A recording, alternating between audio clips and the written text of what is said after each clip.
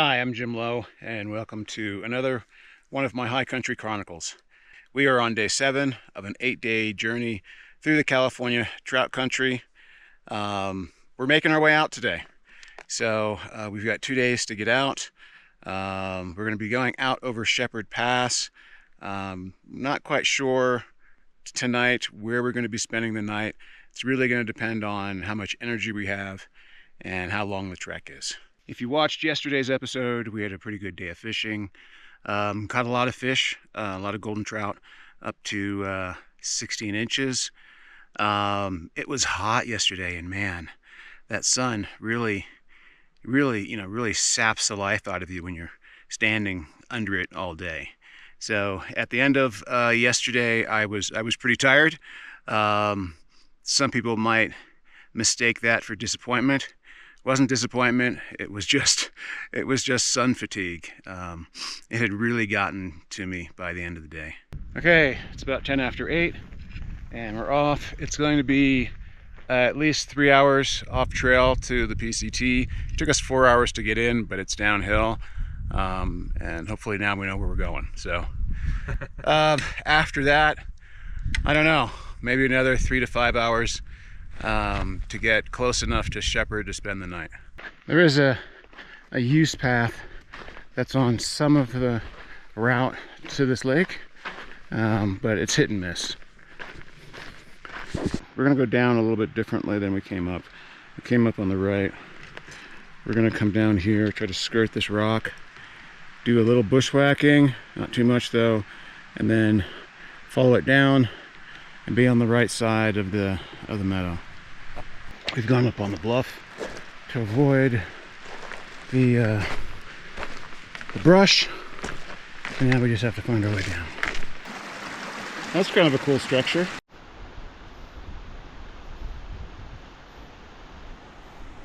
Okay, now we just got to go down this.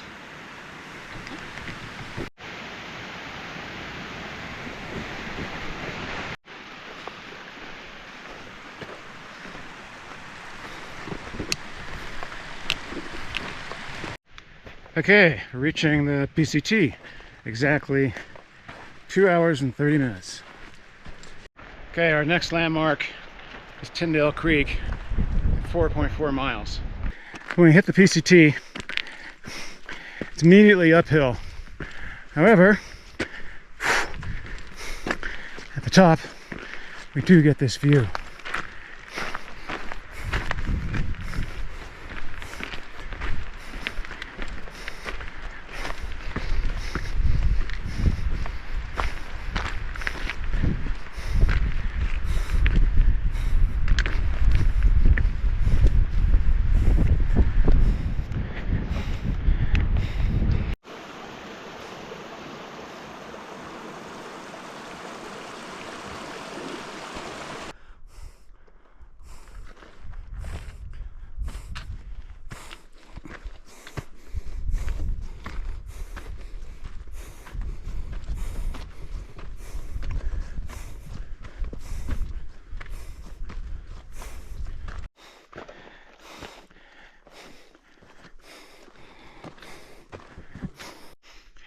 I think this might be the third saddle we're coming over since the creek. So maybe we'll see Tyndale Creek on the other side. Give us 3 hours, 40 minutes.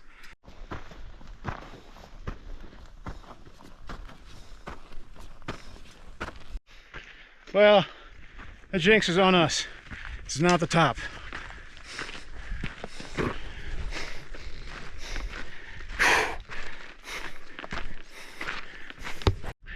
We're still steadily rolling up, slightly rolling terrain, up, up, up.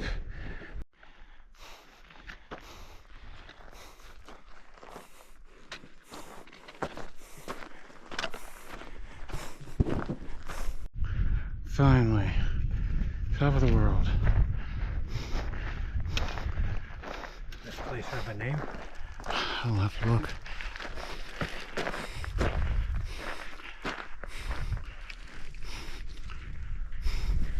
So Roger says this place is called Bighorn Plateau, which makes a lot of sense because This is the area that the bighorn sheep live in, and parts of this country was off limits, restricted certain times of the year to protect the bighorn sheep, but they've laxed some of those restrictions. So you can go places now that you couldn't go in the past.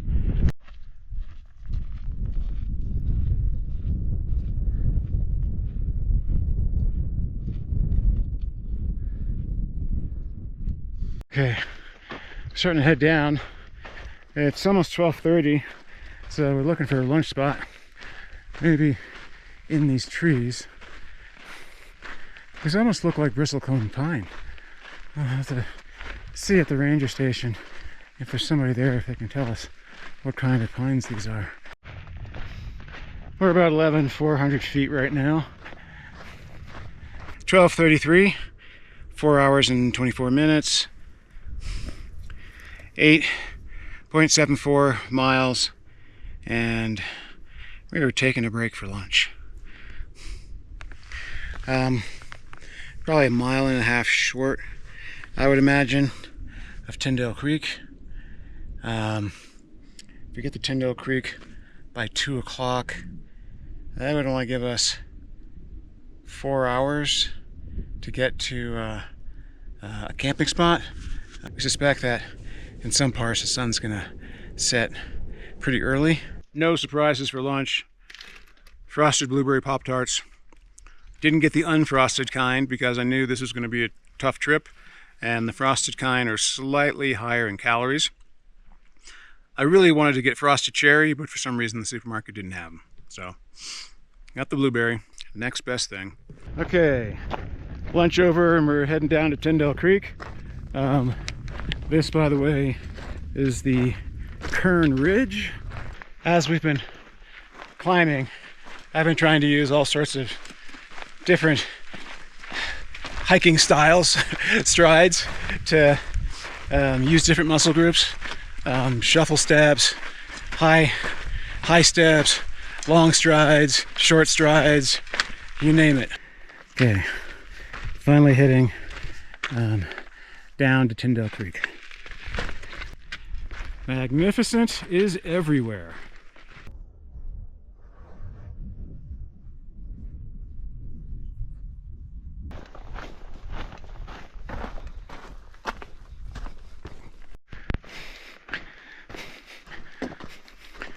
Seem to be getting pretty close. Guessing we're only within a half mile. I see I don't know, a lakelet or something off to the right. Looks like Nous sommes arrivés. John Muir Trail is this way. Tyndale Creek Ranger Station. Oh, it's half a mile. Okay, well, I don't think I want to go half a mile. So we'll just continue on. Forester Pass, Wallace Creek, 4.4. Wallace Creek seems to be 4.4 miles from everywhere. Mount Whitney, 16.1. And we're going towards Shepard Pass, 3.4.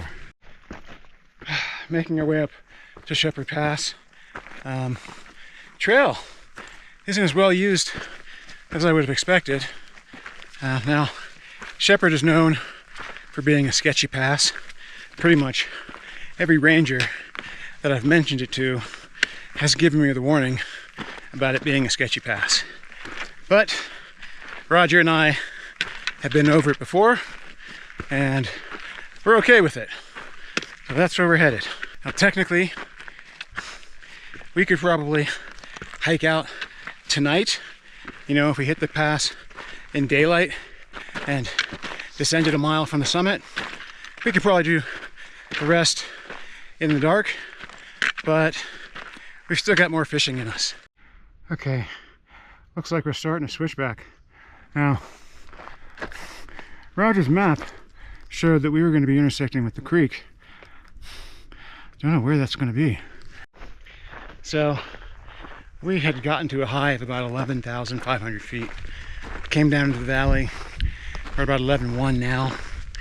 The pass is at 12 and change. So got a bit of climbing in the next 3 miles or so.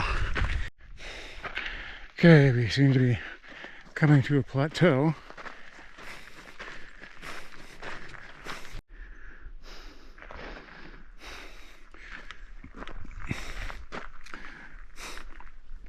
And we're going that way.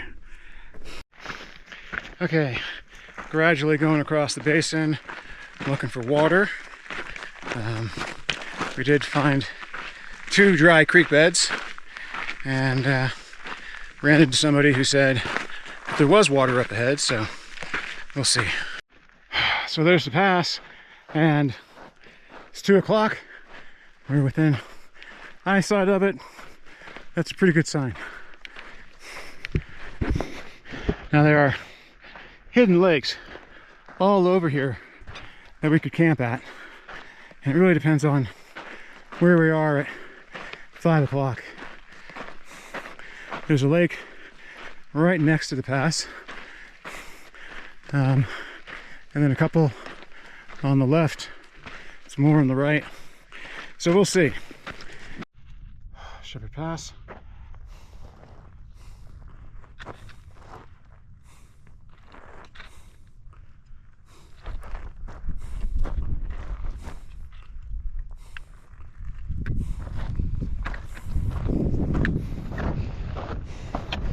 Okay, we were making good time.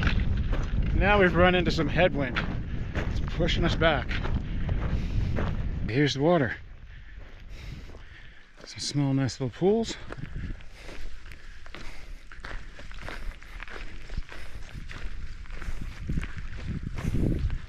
Should be enough for us to fill up at. We filled up with water, and we should be good until camp. I had half a liter left, so theoretically I was good for probably another hour, maybe 2. We used Roger's little filter bottle to fill mine up with about another half liter, so that should be good. You know, those gravity filters have come a long way. I had one of the original Sawyer filters, I don't know, it was probably 10 years ago, and they just weren't practical. They were super slow. It was like a drip system, but these newer ones seem to have a better flow, so I'm definitely going to get one because I am sick of pumping, and the last 2 nights have shown that my pump is on its last legs anyway. So time to get something new. There's an even better water source farther up the trail at about 11,529 feet. Water's pretty steady, and it follows the creek. So how crazy is that? They're fishing this creek. That was decent size. Did we spook it, or can you still see it? No. It's spooked. Let's see if we can figure out if they're Goldens or not.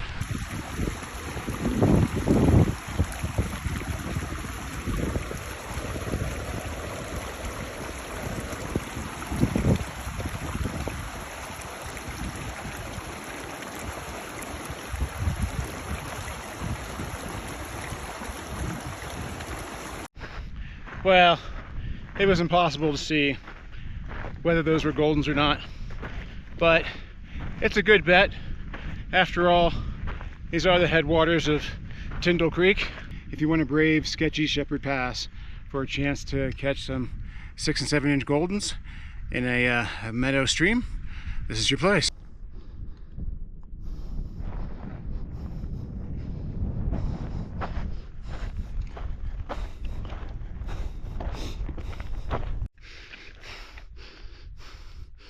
Making pretty good time. It's about 3:30. There's Shepard Pass. We are officially at 12,000 feet.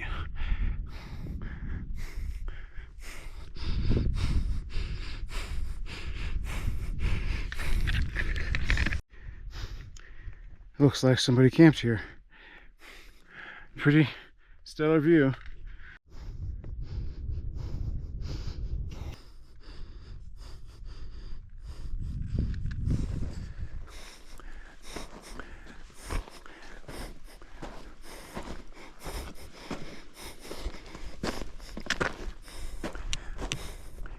when you're walking over terrain like this, it's easier to step on the rocks than to step on the sand.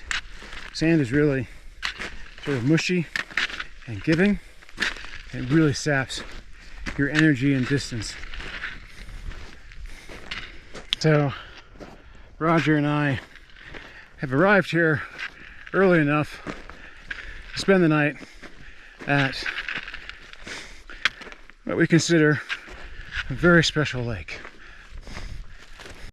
So a long time ago, I'm not quite sure when, California Fish and Game, now known as California Fish and Wildlife, and the Colorado equivalent got together and hatched up a plan.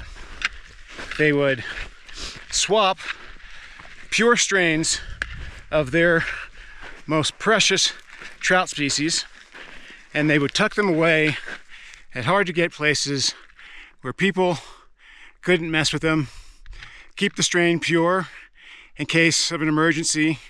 Colorado needing its fish, California needing its fish. In this case, the swap was the California Golden Trout and the Colorado Cutthroat. And so Roger and I are spending the night in a lake basin filled with these Colorado Cutthroat. It's a place that's hard to get into, and some place that Roger said he'd never go again. But he forgot he said that. So here we are. And we are surprised to see somebody else going in ahead of us. Actually, there are a lot of footprints through here.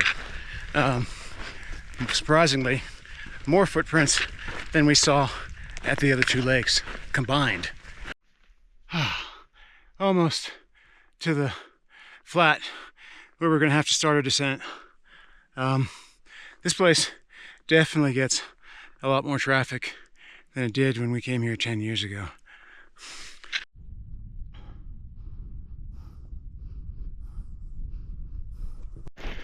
A lot more trail ducks than the last time we were here, which is nice. I remember specifically though, there was a cairn at basically the only place that you can get down. This is really nice actually. There's a trail here now. Before, there was a single cairn that basically designated the way in, and then you had to find how to get down by yourself. But there's basically a trail here. As you can see, this is rough, rugged terrain. And so Fish and Game, or now Fish and Wildlife, planted these lakes with Colorado cuts. And it's a lot of fun to be able to come here and catch that species of fish. Now we're seeing a lot of trail ducks. The question is, are they trail ducks from people in the know, or just trail ducks from people that put them there? Ranger Mike said his wife was a big mountain sheep researcher, so if somebody like her put them there, they're definitely ones I would follow. I remember last time Roger and I had to work our way down over there, so it looks like that's what we're doing again. As you can see, it's a pretty treacherous descent. The sand slips out from underneath you, the rocks slide. There's all sorts of little crevices to catch your foot. You gotta take it slow. Sure is nice now that they've got trail ducks that are showing the path. I think last time it took Roger and I an hour to find our way down. Let's see what it is this time. Here's the big pointy rock with the cairn on it, and you can see Now what? we're pretty close to the lakes. Okay, these are pretty sandy.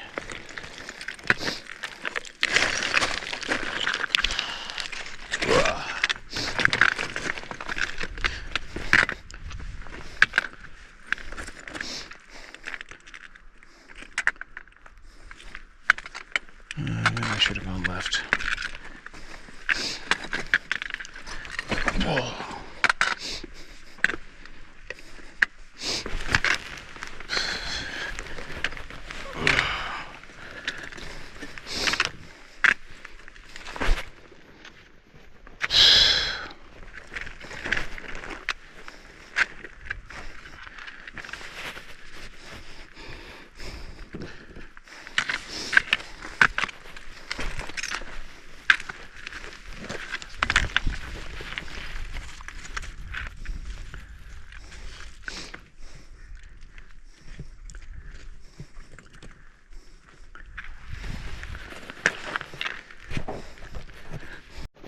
And there's a little pika here. Where'd he go? Probably under the rock. Yeah, oh, there he is. Look at him go. Pika is basically a Sierra hamster.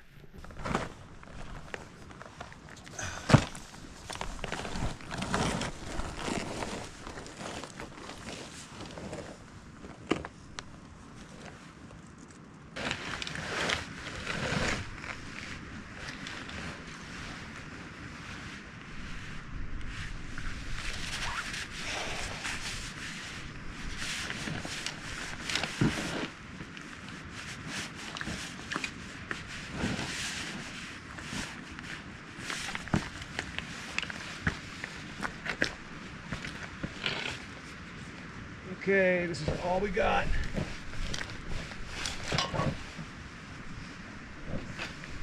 Do you want to leave the paracord attached up there? For when I we need come more. back up? I need to bring more paracord.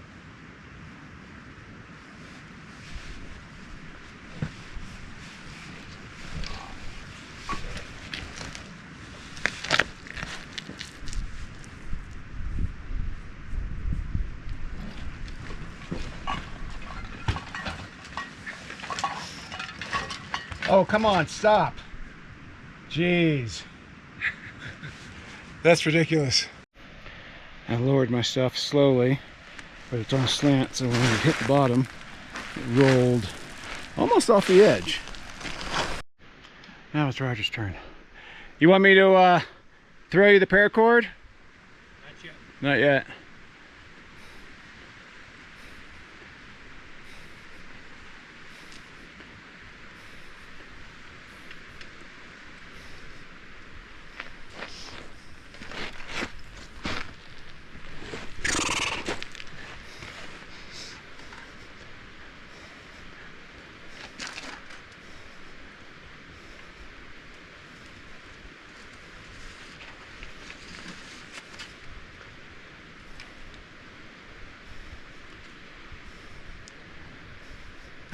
Trail duck.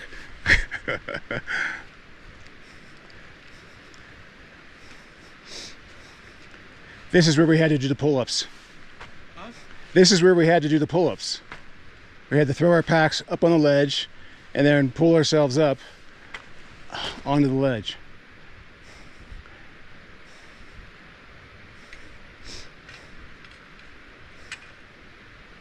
I guess in retrospect, I could have just lowered it there first and then lowered it down.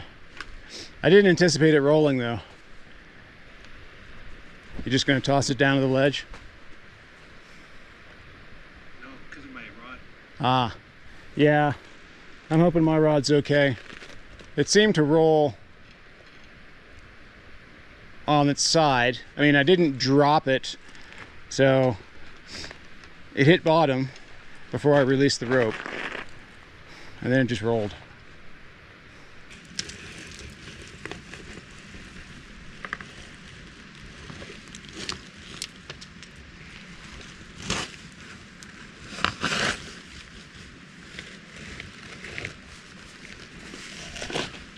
Okay, you coming?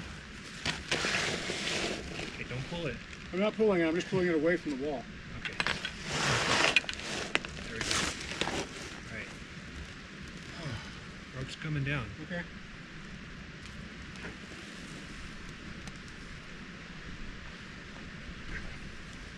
Thank you.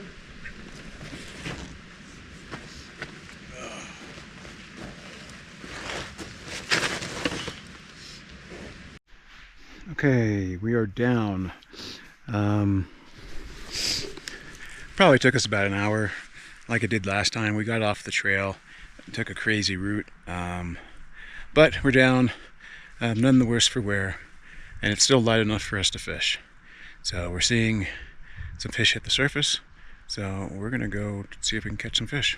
Lots of pika here. So we can come up to the lake, tie on, watch, see what's going on. Okay, there's some fish in this channel, and I finally tied on. It was a good sized one, but it left. Fishing a black caddis. Can't see where that fish went. Just gonna put it right down in the middle because he was swimming towards one of those rocks. There we go.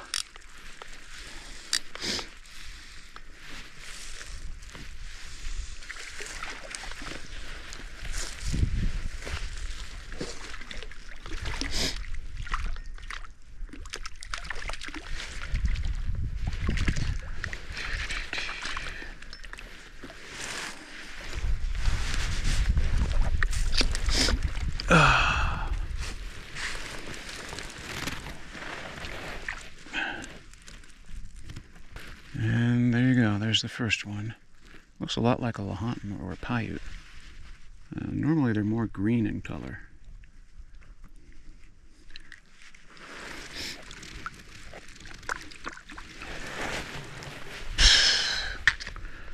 Well, I'll see if I can catch another, and maybe it'll have better representation. Oh, there's that big fish.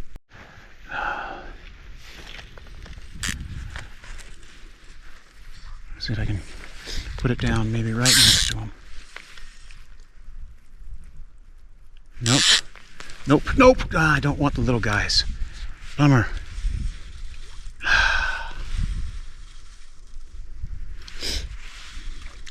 Tried to pull it away before that little guy took it, but not successful. There you go.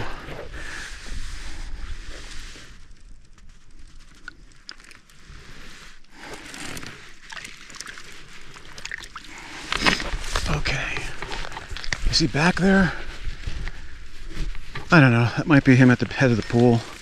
It's hard for me to say from back here.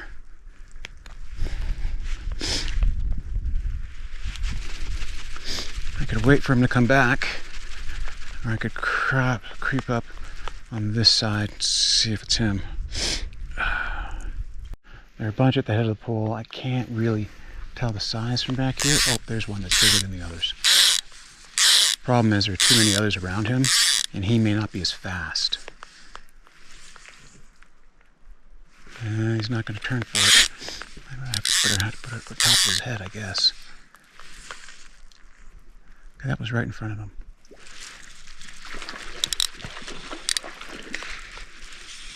I don't know if it was him because I couldn't see which fish took it. And I didn't see him move. I don't think this was him. No. Well, I gotta keep hunting till I catch a bigger fish.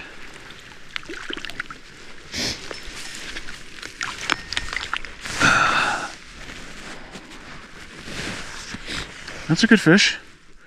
That'll probably go 10 inches. Here's the one that I've been waiting for. This is the one that I wanted. That is a beautiful fish. It's probably like 11 or 12 inches. Looks like a nice fish. Now that may just be the fish that I caught. Let's see. Let's throw this out there and see. No, maybe not. Yep, it rejected it at the last minute. So that must have been the fish that I just caught. Let's see if I can see any better ones up there. It's hard to tell from here. They all look the same size. I could probably stand here and catch all 4 of those fish. I think I'm going to go up on the rocks and see if I can see any bigger. Maybe try that last fish. See if he's decent size. They all look the same though. They all look about 7 inches. And if I put it in between all 4 of them, now 5, it's going to be a race to whoever can get it first.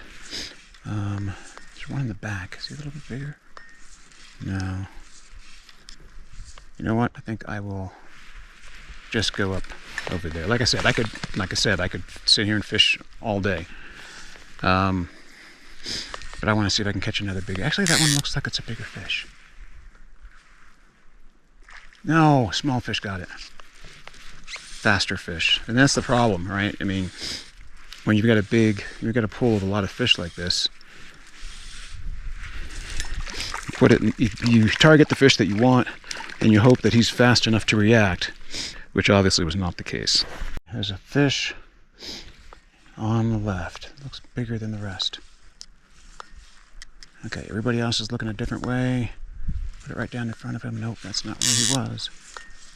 He is right there. Go get it. He's not. Don't know if that was him or not. Feels like a better fish though.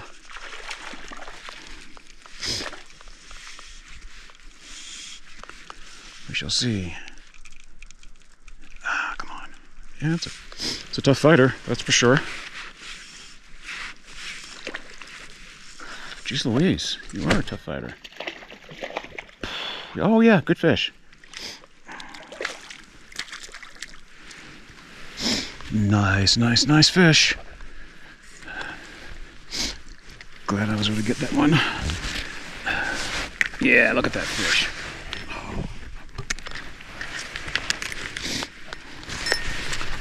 That is a nice Colorado Cutthroat. Now we got a better vantage point. I'll probably spook them up here, but you know, the ones that are by the bank that just left, probably spooked, but the ones that are farther away, I might be able to see and tell, you know, which one's bigger than which. Like that one that's deep in the pool looks bigger than those other two that are right there. I think I spooked most of these fish. There were some bigger fish that were here.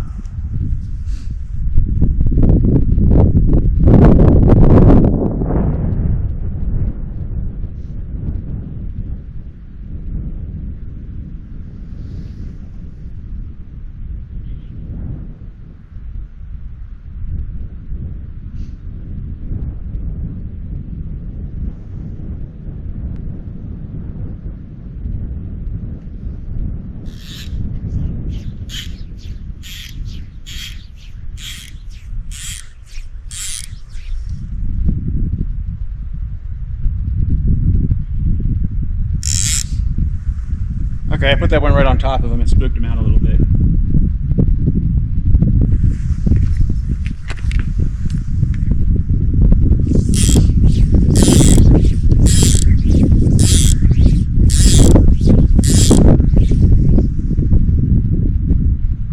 Nope, don't want you.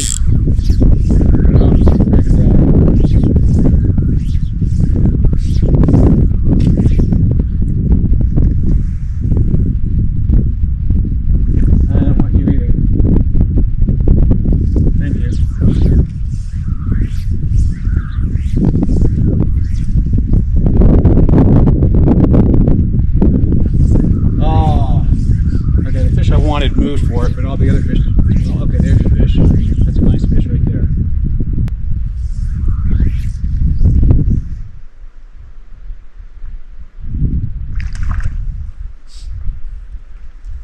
I don't think that was the fish I wanted.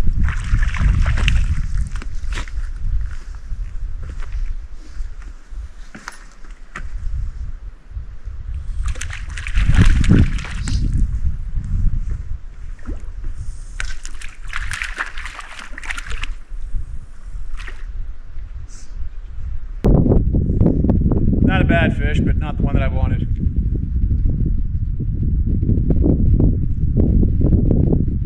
That one looks like it might be a bigger fish. Where did it go? He was slowly coming downstream. I lost him when I decided to go fish for him.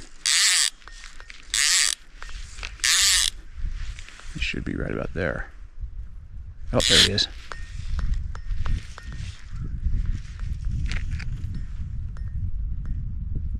No, not you. See, it's hard to keep the smaller fish off of him. And now I have no idea where he went. Oh, that might be him right there. It's not, I mean, it's not the size of the fly. You gonna take it? He's looking at it. He's all freaked out. Because I slammed it down hard on him.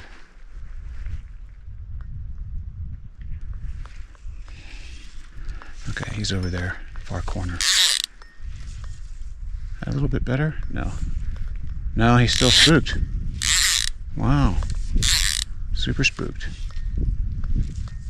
Another one. And I can see that this fish right here is the biggest. And he's not going for it. I must have caught him before. Where'd he go? He disappeared. Bummer. Threw my fly out at him. And maybe I caught him before or spooked him.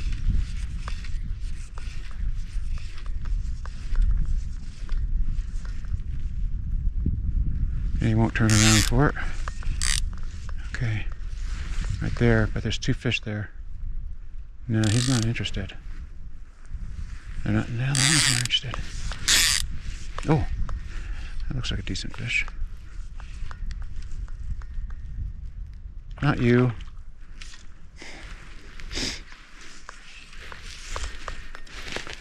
Okay, it's getting cold. Well, that was fun. I don't know, caught about 8 fish in a short amount of time on dry flies. Always fun. So I guess that's the end of day 7. I don't know what to say. We made good time getting back to the main trail. Had a pleasant time after that first pitch on the PCT down to Tyndall, and then actually the climb from Tyndall to Shepard was pretty nice as well. Met a lot of good folks today. That was pleasant, and you know, then we took that near disastrous climb down into the Colorado Cut Basin. I'd forgotten how bad it was, and you know, it's funny because Roger had said earlier that the theme of this trip was falling, because we'd both fallen so much. I mean, I fell twice today coming down from a lake, and yeah, and then the way that, you know, I tried to lower my backpack safely, but didn't take into account the pitch and the fact that it would roll. So fortunately it didn't roll any further than it did. Nothing was damaged that I can see. Probably would have been better to throw it on that smaller ledge, but I hadn't really thought about that. Or, you know, the first time we came here, I basically, you know, Roger and I were closer together when we were hiking, I think. And I think what we ended up doing was I went down first, and then, you know, he lowered the packs to me. But that was 10 years ago. And, frankly, on that slope, I wasn't confident that I was going to be able to have him lower the backpacks the way that we did before. But I did have the paracord, so if I had waited for him and we had lowered both backpacks down with the paracord like we did his, then everything would have been okay. I mean, everything was okay anyway, because nothing was damaged, and it's a lesson learned, you know. Sometimes I need to think through the situations a little bit better than I did. And anyway, we got in, I don't know, 30 minutes of fishing, maybe. Fishing was fairly fast and furious. Got a picture of a really nice Colorado cut, which I'm really happy about. And yeah, so tomorrow it's back to the cars. We're gonna climb out of here, hopefully without incident. We'll probably fish for like an hour first, and then make the climb out. My water filter is absolutely not working anymore. You know, it's been slowly getting worse and worse every day of the trip. Yesterday it was bad, but I was able to get it to start pumping. And today I just couldn't get it to pump anything, and not sure what it is. It's probably something simple like a really old O-ring. But you know, it's a good time for me to start looking at other options. I mean, that was, you know, 15-year-old technology, and I'm sure there's better stuff out there now. Yeah, so if you've watched to the end, I hope you've enjoyed today's episode, and thanks for coming along. The hills are calling, where the lakes are my home. Leave the stress behind, find peace in my mind. With the still water flowing, lines I'm throwing. Loneliness is not here, there is life everywhere.